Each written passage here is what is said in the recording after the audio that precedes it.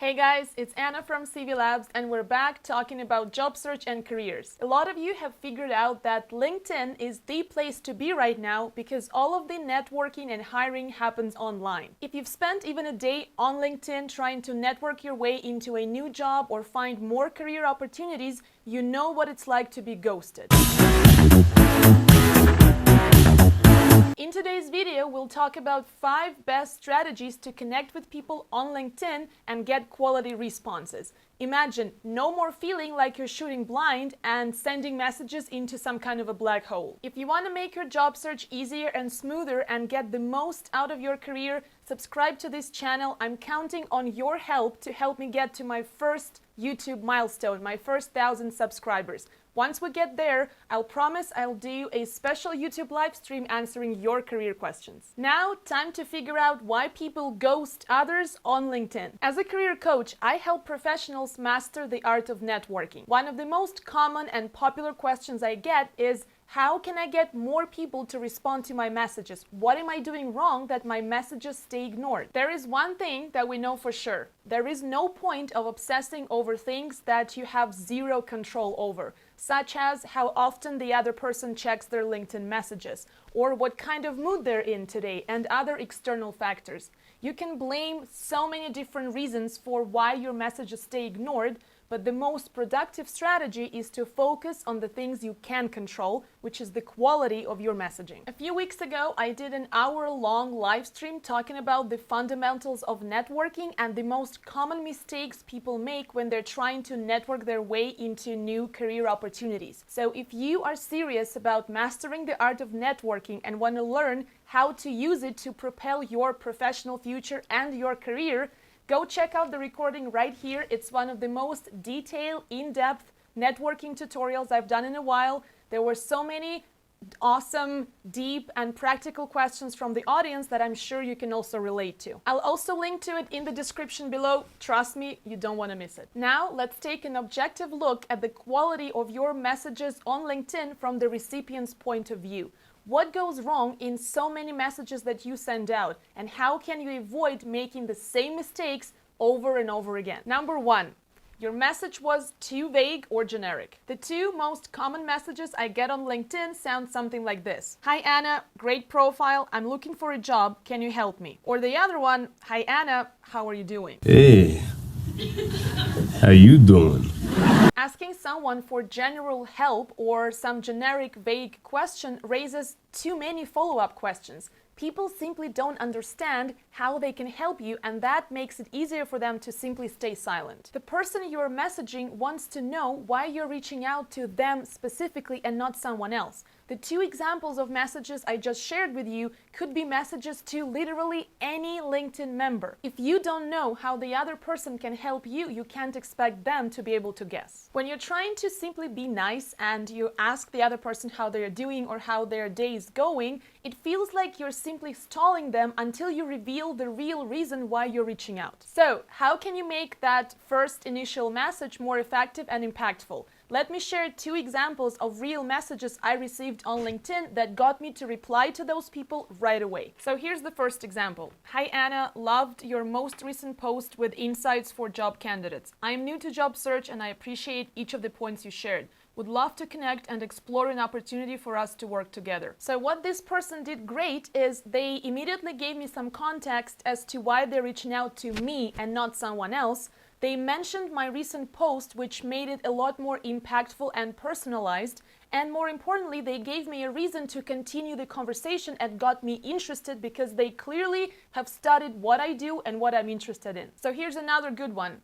Hi Anna, just found you on LinkedIn and I'm so impressed with the amount of content you publish here. What's your number 1 tip for someone who wants to start creating content on LinkedIn? I'm finding it really challenging at the moment. Again, this person gave me context as to why I am the best person to answer the question and asked me something that I can clearly reply to within 1 minute, which makes it quick and easy. Here's the challenge number 2. Your message was simply too long. Keep in mind that the person you're reaching out to might be having the busiest day ever.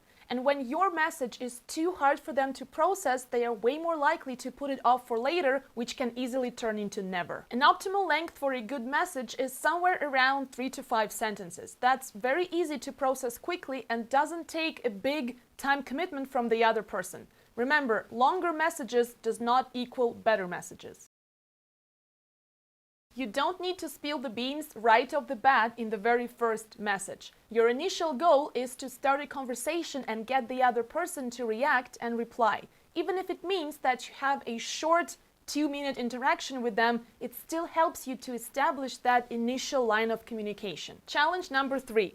You've managed to overcomplicate your message. Complex details and industry-specific terms are for deeper conversations that can follow later down the road once you've established some initial rapport with the other person. Remember that when you use fancy language or those complex industry buzzwords, it takes more effort from the recipient, which actually works against you in today's busy and fast-paced world. So what do? Use third-grade language. Boomerang, which is a very popular provider of marketing solutions, did a whole bunch of studies, and they've established that the reading grade of your email, which is also true for any professional message, has a direct and quite a dramatic impact on your response rate. Remember this formula. Simpler language and shorter sentences equals higher chance of getting a quick reply. And that's how it's done. Challenge number 4. Your message is all about you. When starting a new conversation, don't come in empty-handed. So many people these days want to get something, but not so many are willing to give something first. So you have a real shot at standing out from that crowd. So how do you show that you are willing to give value first? A, you can engage with that person's content or the content that they seem to enjoy on LinkedIn. You can find that by going onto their profile, scrolling down to their activity tab, and that's where you can follow every single step that they've taken on LinkedIn, every like, every comment they've made, so you can clearly see what kind of things they seem to enjoy and how they interact with other people on the platform. B, give them a genuine compliment, but not a generic one such as great profile or you rock. Take notice of something on their profile and use that as an icebreaker. That way you can make it a lot more genuine and meaningful. Finally, share a contact with them. Maybe you know someone who could be a great connection for them and you believe there could be huge value in connecting those two people together. I wonder if you guys have ever used any of these strategies for your messages on LinkedIn. Let me know in the comments below. And challenge number 5. Are you ready? Maybe it's not you. Whenever you're messaging someone on LinkedIn, you can't control their actions. You can't control their schedule, their availability, how quickly they respond to messages, and a million other factors. So seriously, simply consider a possibility that their lack of response has indeed nothing to do with you or the quality of your message. Maybe they simply got distracted and forgot to get back to you. Wait a minute! What's the solution? You need to follow up. Strong follow-up wins jobs, not to mention how helpful it is for networking purposes. One tip that I always share with my clients is that you need to track your networking progress.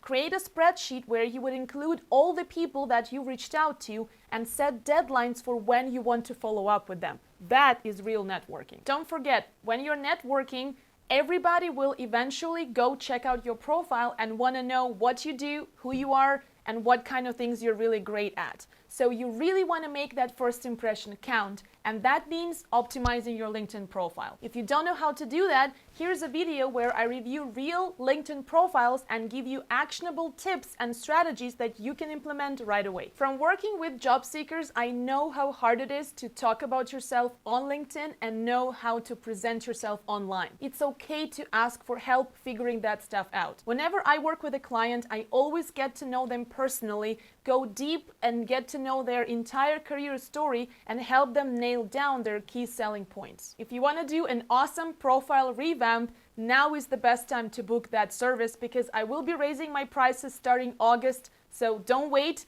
Now is the time to act. I'll share my contact info in the description under this video. Let me know when we can get started. So 5. Guys, I would love to hear from you. Let me know what else you want to know about networking. Share in the comments below and I'll do another video on the topic of your choice. Let's connect on LinkedIn. There's a link to my profile in the description under this video. Reach out and say hi. I hope you enjoyed today's video. If you liked it, don't forget to hit thumbs up. If you loved it, subscribe to my channel. I'll see you again soon.